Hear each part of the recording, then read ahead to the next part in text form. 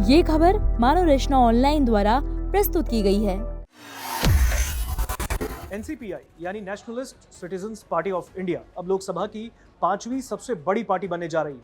एक चौंकाने वाली घटनाक्रम में टीएमसी के 20 बागी सांसदों ने लोकसभा स्पीकर ओम बिरला को सूचित किया कि उनके समूह का विलय एनसीपीआई के साथ हो गया है।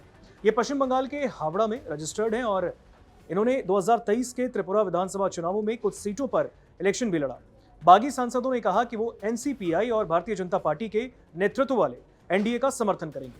अब सबसे बड़ी बात तो ये रही कि अपने अधिकारों को बचाने के लिए राजनीतिक दल बदलने वालों को नकारें एनसीपीआई के नारों में से एक था।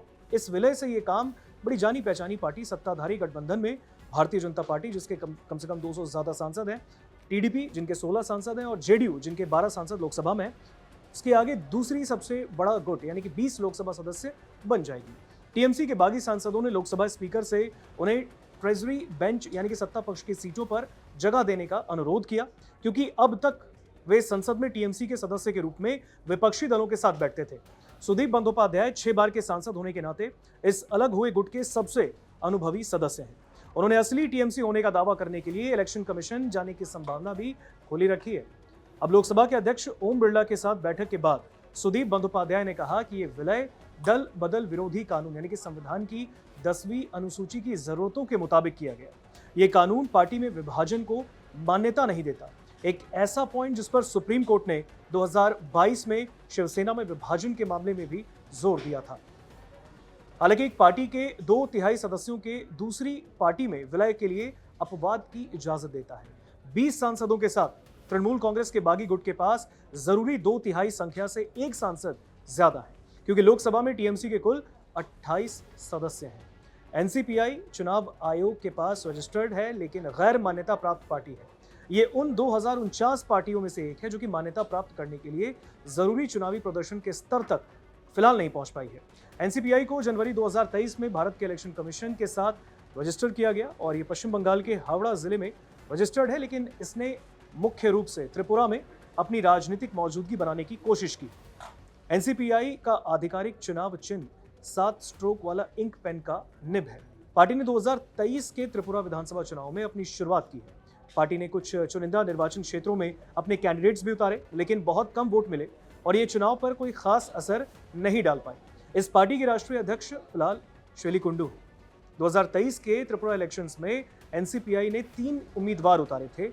उनाकोटी जिले के कैलाश शहर से जहांगीर अली, चावमानू से बरजेदा त्रिपुरा और अंबासा से कृष्ण कुमार देवबर्मा। अब इसके बावजूद ये पार्टी लगभग ना के बराबर ही रही। अब अचानक एनसीपीआई 6 महिला सांसदों जिनमें सायोनी घोष, शताब्दी रॉय, रचना बनर्जी, जून मालिया और काकोली घोष दस्तीदार और माला रॉय और मुर्शिदाबाद के 3 मुस्लिम सांसदों खलीलुर रहमान, अबू ताहिर और यूसुफ पठान को एनडीए में शामिल करेगी। बागी सांसदों ने पहले केंद्रीय मंत्री भूपेंद्र यादव के आवास पर जाकर मुलाकात की। उनके साथ बीजेपी सांसद निशिकांत दुबे भी शामिल थे, जिन्होंने टीएमसी को तोड़ने में अहम भूमिका निभाई। सूत्रों के मुताबिक 19 सांसद व्यक्तिगत रूप से मौजूद थे, जबकि एक सदस्य ने अपना समर्थन देने का वादा किया और इससे संकेत मिलता है कि आने वाले दिनों में टीएमसी के और राज्यसभा के सदस्य इस्तीफा दे सकते हैं और अब तक 3 सदस्य इस्तीफा दे भी चुके हैं। अब एक बार जब लोकसभा स्पीकर इस विलय को मान्यता दे देंगे तो एनसीपीआई के पास 20 सांसद होंगे और ये बीजेपी, कांग्रेस, एसपी यानी समाजवादी पार्टी और डीएमके के बाद 5वां सबसे बड़ा समूह होगा।